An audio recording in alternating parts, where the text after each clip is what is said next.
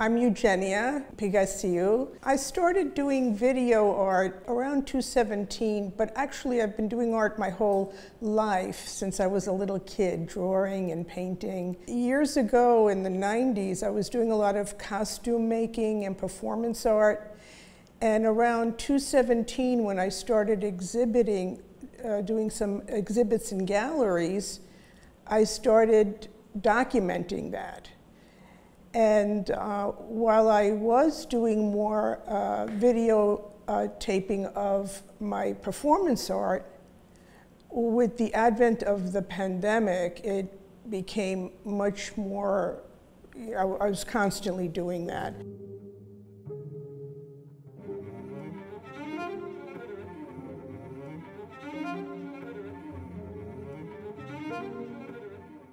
My name is Josefina Fernandez Moran, and I do photography. I've been doing artwork for, I don't know, a long time. I was always very interested in visual art. I was always very interested in filmmaking, in film, feature films, and photography, and then also in painting. And so for a while I thought, you know, maybe I can become a painter. And then one day I saw a friend of mine and she was studying to become a makeup artist. And I thought, okay, this is a good career to combine painting, you know, and being involved in the film industry, which is what I really wanted to do at that time. And so I started like that. And in the meantime, I realized now as a photographer and looking back in my career that helped me a lot with looking at you know, how they position lights and, you know, the sets and the color and everything. It was really, really informative. And so while I was doing the makeup, I bought my first camera. It was a Pentax K1000, which is a really easy camera to learn photography, film camera. And I started photographing, and I started studying and taking pictures, and then one day I said, I'm going to switch and become a photographer, and I was tired of being a makeup artist, and I was tired of getting up really early in the morning. Filmmaking is you know, very demanding and very grueling, the schedule, and yeah, so I've been doing this for about 10 years. And I do mostly portrait work. I do a lot of street portraits and personal projects. Yeah, I love stopping people in the street. My name is Paul O'Malley. I am a street photographer. I'm based in Miami now, just recently moved from New York. I started rather late, really. I was working in the advertising space for almost 20 years. And completely burnt out. I was running an agency that I set up in 2016 in San Francisco and sold the business in 2021. But in the process of selling the business, towards then stepping away from the business, that year and a half, I had a bit of a breakdown. I started to suffer with lots of panic attacks and things that basically had built up over a long period of time. And so when I eventually made the decision to leave the business, I wanted something to distract myself from stepping away from the business. I always had an interest in photography, but I was never one for taking photographs on the phone.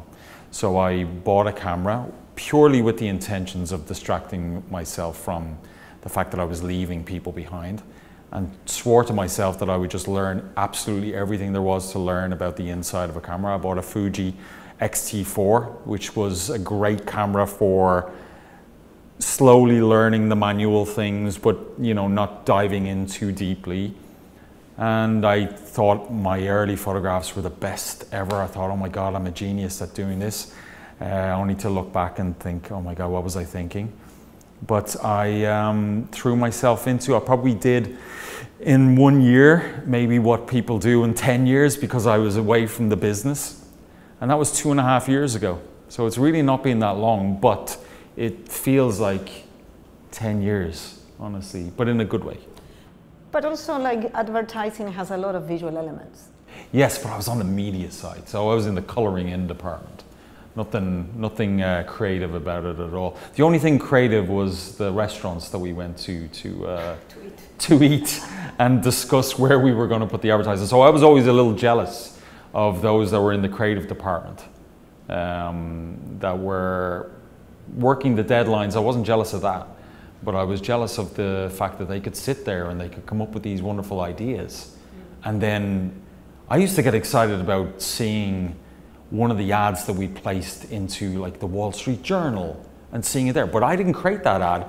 I chose for it to go into the Wall Street Journal.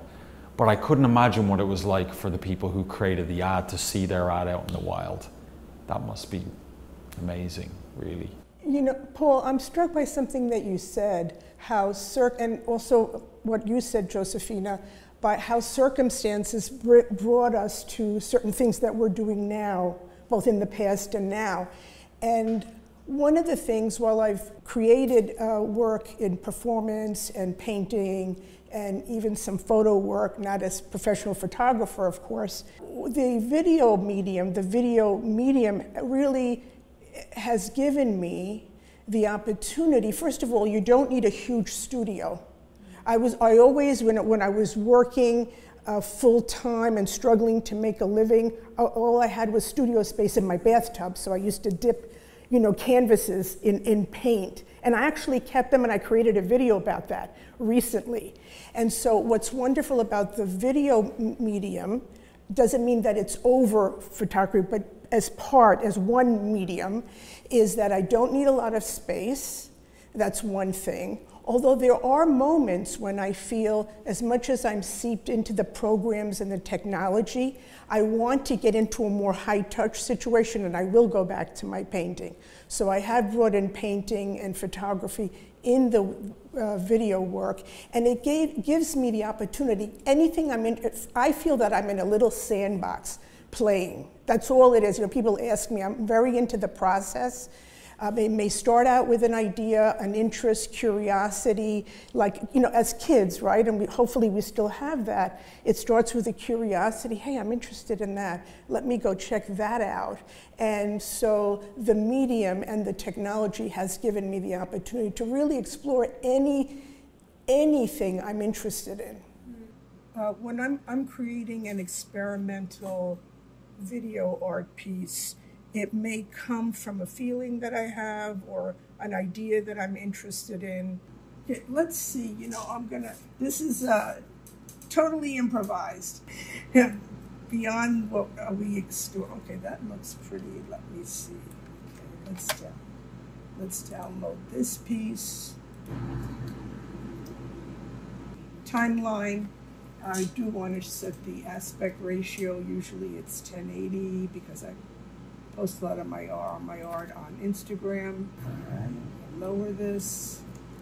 All right, so we have this really strange looking guy.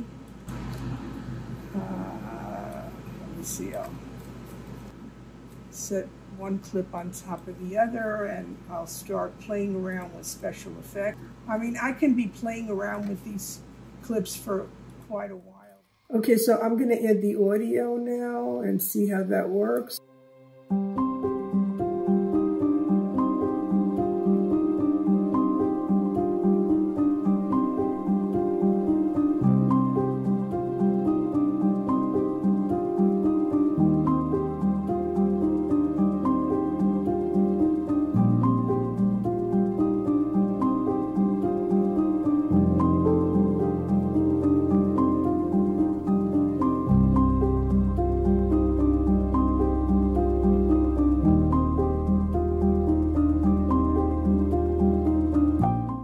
From my perspective, the opportunity was nothing much more than an escape from a reality that I'd lived for a long time.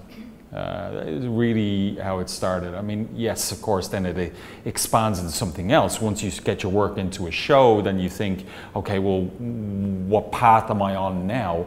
But the reality that I keep coming back to is that I started to do photography as a way to distract myself from something that had burnt me out. And in going into photography as a medium that I had maybe what I didn't realize that I had a big passion for. I had a passion for black and white photography. I was a sucker for old 1920s, 1930s era Art Deco style, you know, decoration. New York is obviously great for that, but the photographs from the silver screen era just always attracted me.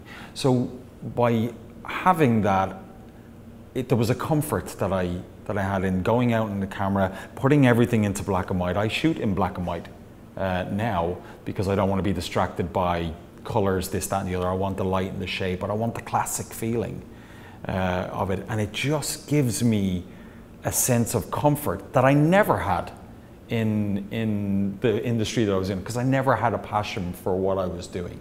It was paying the bills, but it wasn't fulfilling. And so it gave me that sense of comfort. On this solitude, that sort of thing. It's so what I try to do with, I have a particular style that I'm looking for when I'm taking photographs, which is where I'm trying to tie it as closely to what I think personality is, which is quite literated. So I'm looking for, maybe not looking for, but I'm finding in these moments that I get lost in the zone and take photographs, and when my eye gets tuned in, it tends to get tuned into quieter. For me, which is related to what you both are saying, it was, you know, I did a workshop with this Argentine photographer, and it was all about finding what you wanted to explore, no?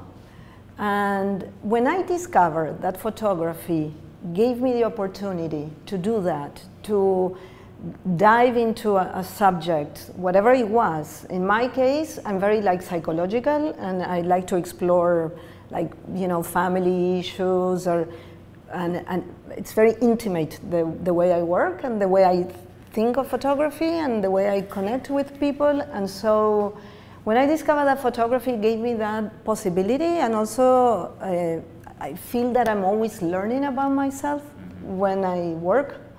You know, that was it for me. That was like, wow, this is perfect. I came across this place walking around the city. I found all these mirrors. I wanted to do a series of self-portraits. My work is, usually I do a lot of portrait work.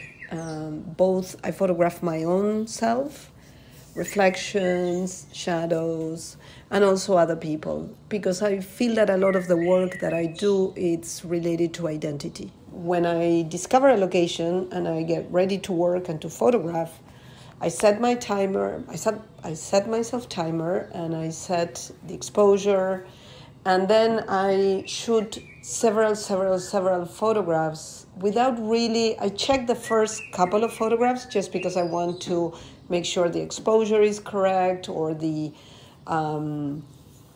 focus. But then once I know that the technical aspects are correct, then I continually shoot without really looking at every single frame that I took until the end.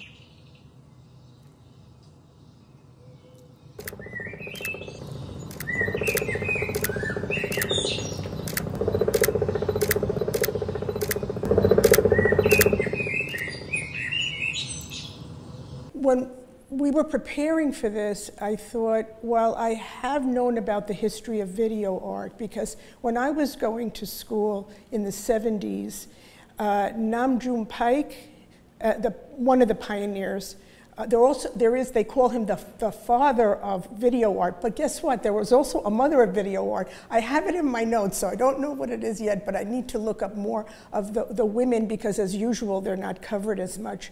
But in preparing for, just looking at the history of video art a little bit, I'm not an expert and I need to do more research. I actually did a piece recently, because I create every day. I create a video, I post it to my Instagram account, That's in addition to when I'm showing in opportunities in galleries. But I did an inspired video on Nam June Paik. And it was, I called it Buddha TV. His was TV Buddha. And he had set up, you can look it up, he had set up an actual statue of a Buddha, and it was short circuit TV back then, and people were able to browse in front of it or behind it. So anyway, I did a little piece, a short piece about that, and it was about turning on the TV and Buddha is there, and there was a lot of static, and I wanted to make it uncomfortable, because what we associate with Buddhism and Buddha, which is really, we don't worship anybody. You know, it's not, it's just trying to be in the moment.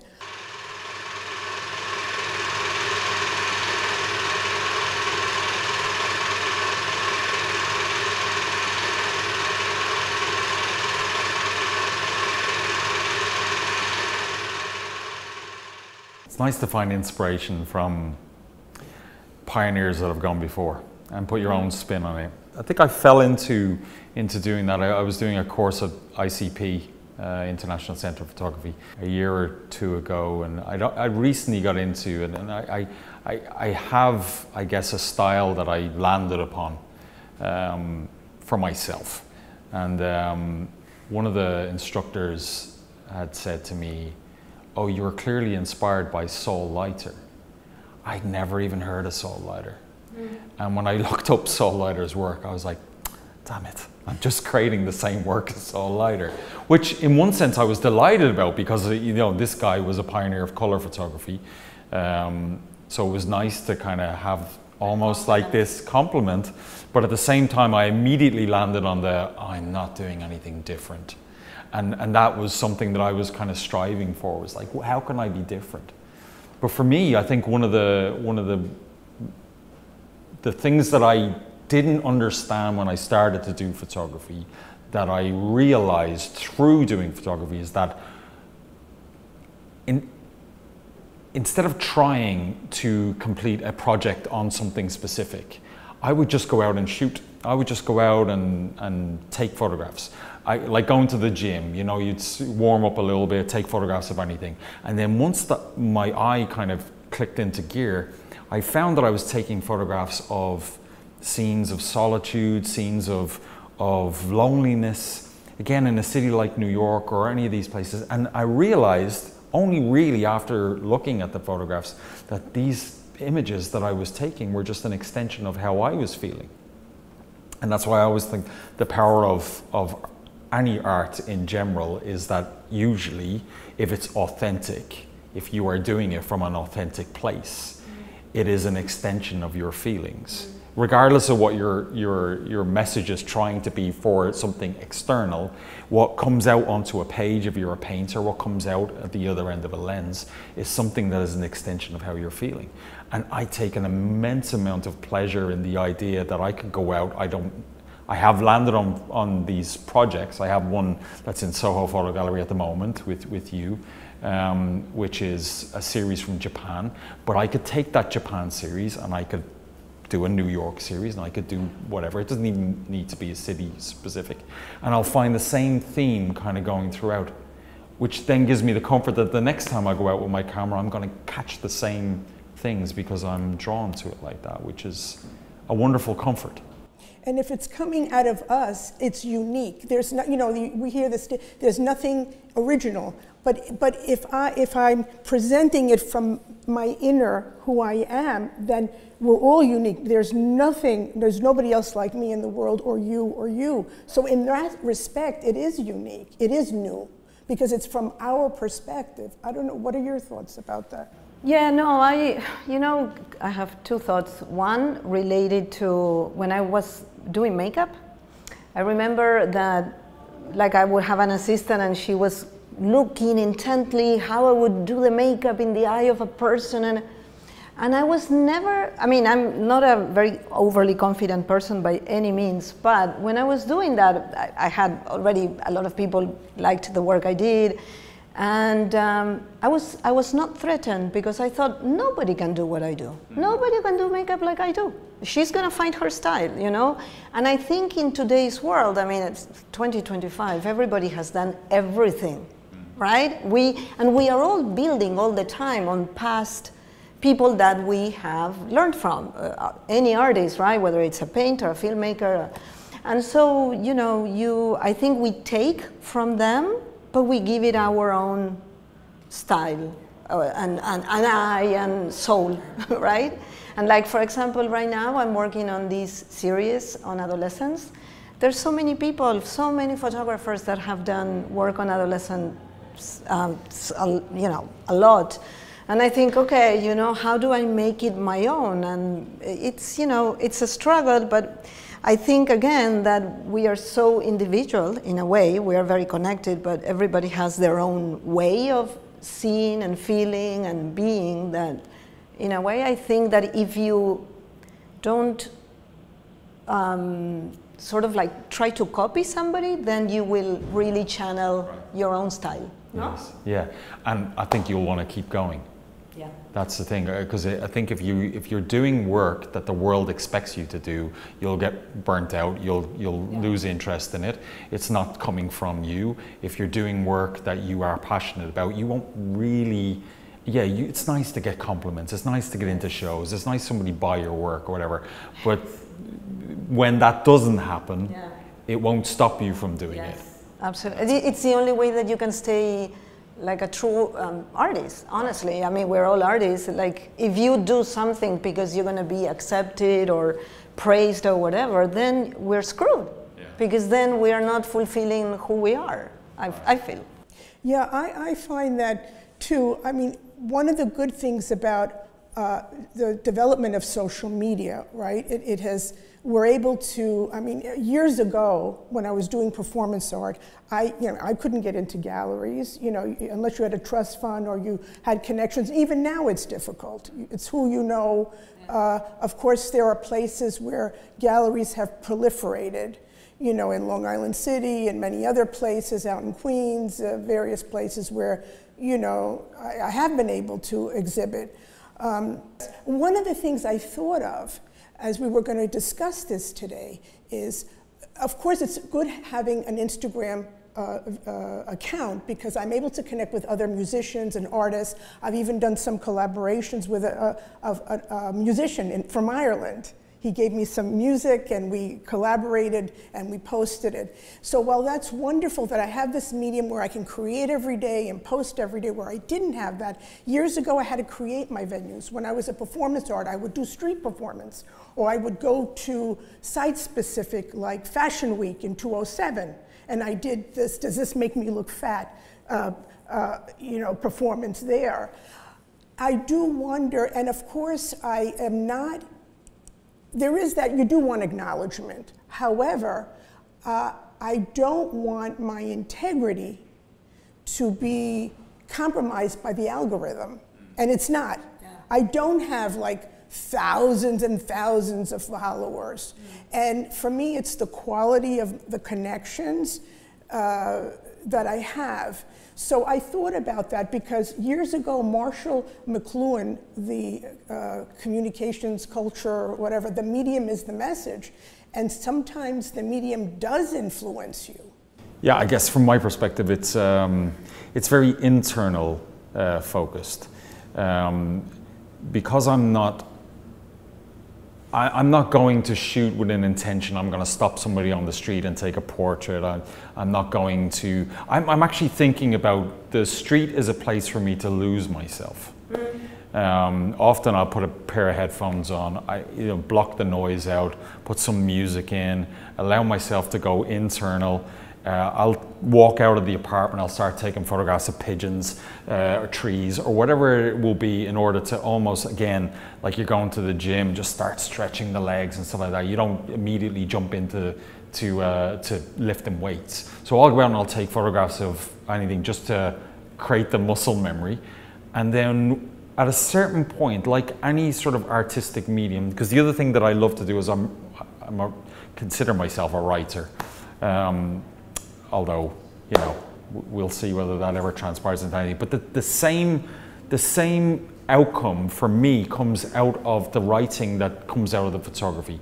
It's a sense for me, a search for belonging, a belonging that I think for a long time, working in the advertising space, where you feel, at least for me, where you have to mingle with salespeople, you have to mingle with people who have, let's say, a false persona of a bravado, you know, a confidence that is to sell things. That is not me. And I think when I go and I shoot, it's about shutting off and getting into the zone. And when I get into the zone, I get into the zone almost like I'm disappearing. I just disappear into the street. That's what I'm aiming for. It's very interesting you say that, because for me it's the opposite. When I go to the street to photograph, like I said before, like I like doing street portraits, for me it's the connection. It's interesting. It's the connection that it's almost like, because I'm photographing that person, we get to know each other, right? And so, you know, I probably never see that person ever again in my life, but I mean, in that moment, it's like, I feel it really intensely. Yes. And then there's an element that I feel that there's a lot of loneliness that comes with doing photography, because you're on your own all the time, you know? You are only connecting when you're photographing the other person. Something you each said struck me. One is when you were describing your process, I thought of how in the moment you are, you know, and in the Buddhist approach to life, it's the self does disappear. We're in the moment. I mean, we're cognizant of who we are, but we are so connected, you know, we're so in the moment that we're not, you know, we're in touch with what is there in that moment. I was struck by how you were describing that. And what you described about, it's the connection. And for me, it's both. It's both being in the moment, whether I'm using a photograph I took on the street and manipulating that and putting that into my video, or whether it's being in the moment with the editing process and the special effects process. But it is also about the connection. And so you know, there are times when I do work with footage that you know, clips that I pay for, right? And audio, but I manipulate that and I use them with special effects and video, you know, in video editors, etc. But it's both not only a connection in the moment. I have to be totally in that moment of editing and manipulating images and selecting them, but also it's the connection with those pieces. And there are times I may start out with a concept and it may end up being something else. I think that's what flow does, though. I think when you're in flow, it's often when they say that by switching off, you allow your mind to become its most creative, which is why they say a lot of people, if they're trying to remember something, I can't remember what that is, but when they're in the shower, they'll remember it because their brain is kind of switched off a little bit, and so it goes into a different place. And I feel like when you're in flow, you're doing the same thing. You go to a place, it's almost like a drug. You go to a place that I can't get there. If you say to me, like, get into flow now, I can't just switch into it. But when you're in it, you know you're in it. And as an artist or as a writer or as a photographer, there's no greater feeling to me than being in that moment. I don't want that to stop. I would stay up all night just to keep that going because I know how difficult it can be to get back into it.